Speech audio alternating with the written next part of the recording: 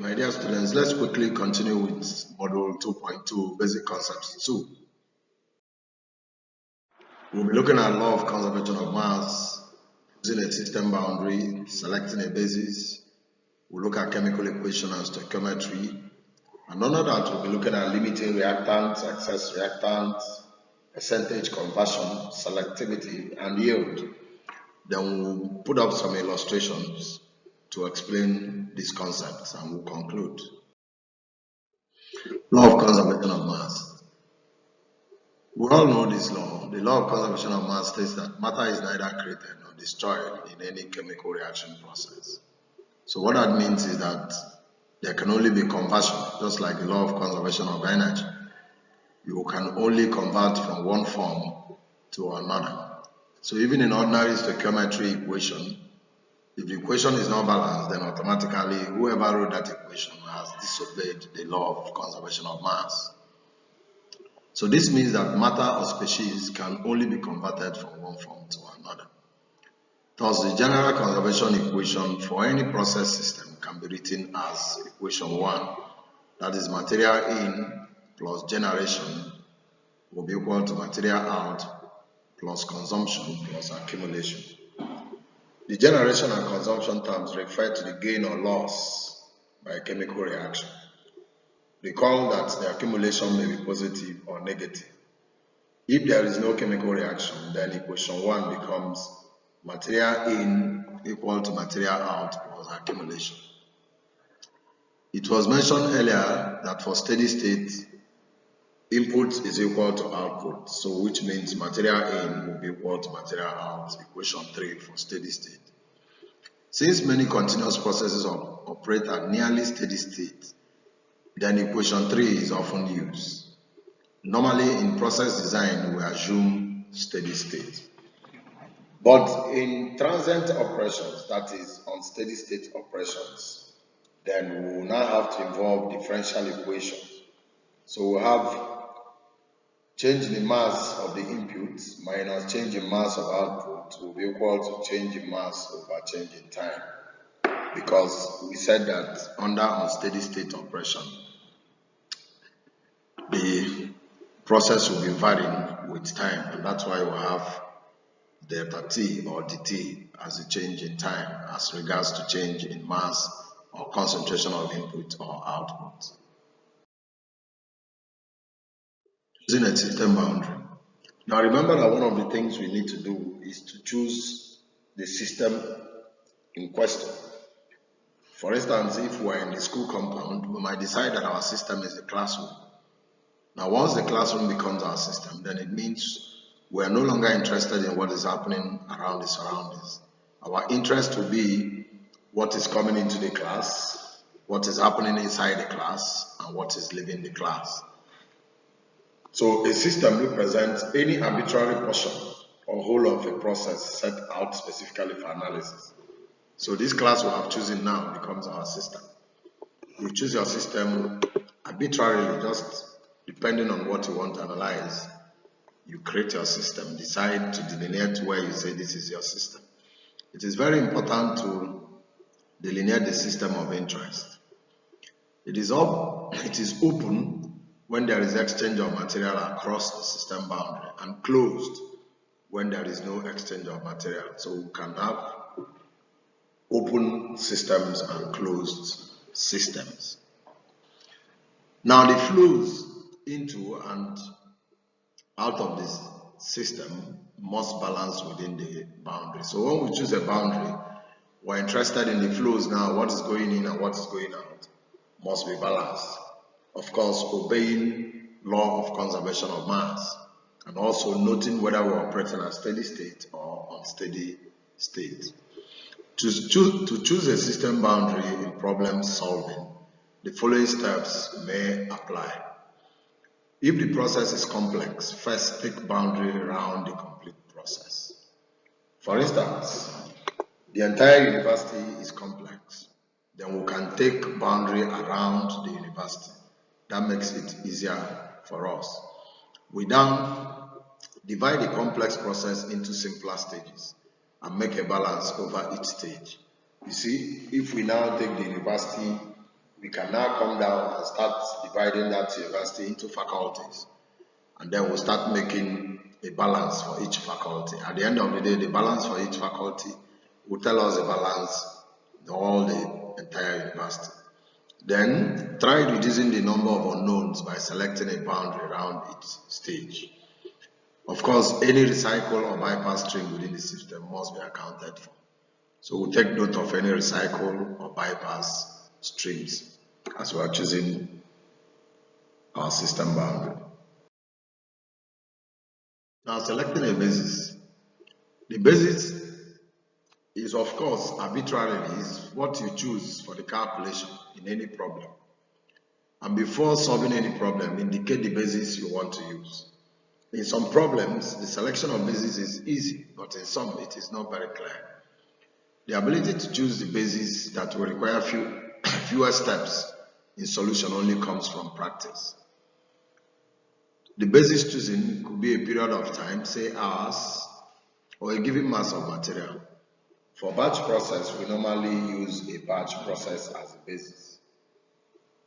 For stream flows, we choose that which most information is given. For gases, if the compositions are given by volume, use a volume basis. So it's not when you're given the composition in volume, you go and use weight basis. But also remember the conversion from one fraction to the other.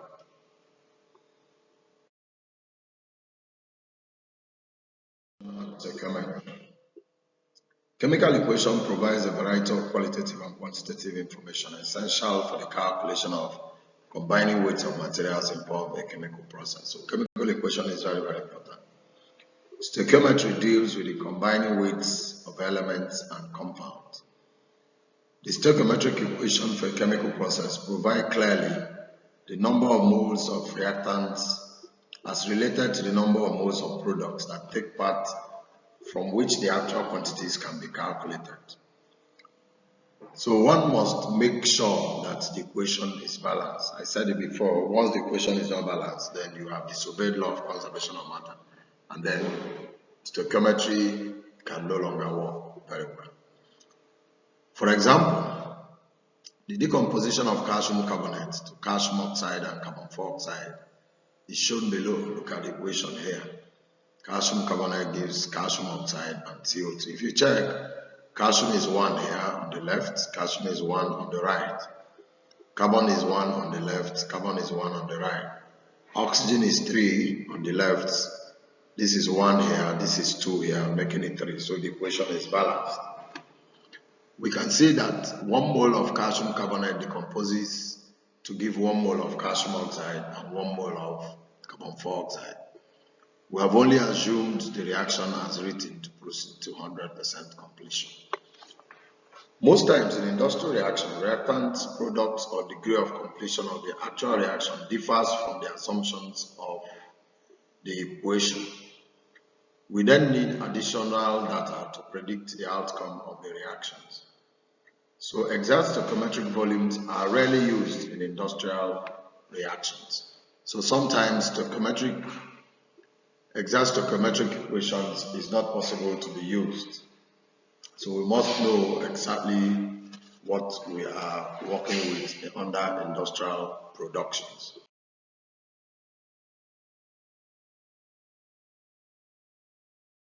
Find some common terms that are applied. One is limiting reactant. This is the reactant present in the smallest stoichiometric amount. Now, if you have a substance A reacting with B, now certain quantity of A will react with certain quantity of B depending on the stoichiometric amount, which automatically means that as time goes on, if reactant B finishes first before reactant A, then automatically reactant B becomes the limiting reactant because it's going to limit the reaction. Once reactant B finishes, there won't be any reaction again because A cannot find any other reactant to react with. B has finished. So B becomes the limiting reactant because it is present in the smallest stoichiometric amount. Then the second one is excess reactant. And when this is compared to the limiting reactant, and this is reactant in excess. So using the example we just said, if B is limiting reactant, then it means that A is the excess reactant. So we can compute percentage excess as moles in excess divided by moles required to react with limiting reactant multiplied by 100. That's equation 5. We also have another one, conversion. This is a fraction of feed or some material in feed that is converted into product. So we can calculate percent conversion, moles of feed that react over moles of feed introduced, multiplied by 100. That's equation 6. Of course, another way of expressing conversion is the degree of completion of a reaction, which is usually percentage of fraction of the limiting reactant converted into product. Another one we have is also selectivity. This is the ratio of the amount of product produced to the amount of another product produced in a set of reaction, or the amount of desired product as a fraction of percent of the theoretical possible amount from the feed material converted. So that gives us selectivity. We also have yield, and this is the amount of final product divided by amount of initial reactant fed or consumed in a single reactant. So that gives us the yield. Now for this yield, if you have more than one reactant or product, then it will be good to specify the reactant that we're calculating the yield from. Sometimes the yield and selectivity are terms that measure the degree to which the desired reaction has completed, in competition with alternate or undesirable reactions. So these parameters or these common terms, limiting reactant, excess reactant, conversion, selectivity, and so on, we'll also see how we used examples to calculate them. Okay, fine. Illustrations. The first one, they're giving the values below for the analysis of limestone. So we're giving these values in percentage, how many tons of calcium oxide can be made from 5 metric tons of limestone. Now we have questions. So the first thing, first of all, you need to read problems and then draw a block flow diagram indicating all the species involved. Here, lime will include all impurities present in the limestone which remain after the CO2 has been evaporated. So look at our process flow chart. The limestone is coming into the reactor. There's evaporation of CO2, and then the lime is made up of calcium oxide, magnesium oxide, and is soluble. Of course, remember the equation. We're given calcium carbonate. We're also given the percentages of calcium carbonate and magnesium carbonate, and it's soluble. So we look at the equation. Now look at the equation. Calcium carbonate will give us calcium oxide and CO2. Magnesium carbonate will also give us magnesium oxide and CO2. So given additional data, the molecular weights, all these have been calculated. Now the basis we have chosen here is 100 grams of limestone. And once it's 100 grams of limestone, then those values that are given becomes easy to convert. We have 92.8 grams. Then that becomes 9289 moles. Then from the equation, remember it's 1 mole for equation I, 1 mole, 1 mole. 1 mole of calcium oxide, carbonate is giving calcium oxide and CO2. 1 mole of magnesium carbonate is giving 1 mole of magnesium oxide and 1 mole of CO2. So from that equation, moles of calcium oxide will also be 0.9289, since mole of calcium carbonate is 0.9289 moles, and is 1:1:1. And moles of CO2 will be the same. Then magnesium carbonate present in limestone is 5.41. Then the moles will be 0.06. Remember, the number of grams divided by the molar mass will give us 0.064 gram moles. So from equation II, that's equation 2, moles of magnesium oxide will be the same, since it's 1:1, and moles of carbon dioxide will also be the same. So the moles of carbon dioxide from equation 1 and moles of carbon dioxide from equation 2 will give total moles of carbon dioxide formed. That's 0.9289. Oh, this is not times. Sorry, this is plus. So take note. 0.9289 plus 0.0641, which is equal to 0.993 gram moles. Hence, amount of products from all these things we have done now, amount of products is soluble 1.70 grams. Calcium oxide will be the number of moles multiplied by molar mass, which is 52. The same CO2, total number of moles multiplied by molar mass.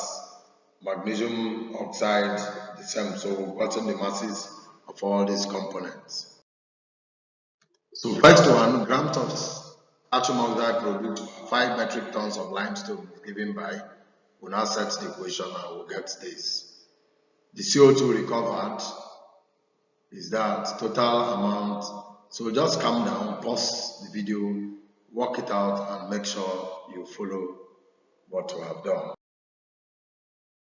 Example 2 looks like example 1 also, but here now we want to identify excess reactant, percentage excess, degree of completion, and so on.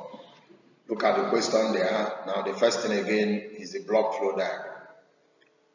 Look at the inputs, H2SO4 and water. The percentage compositions are given.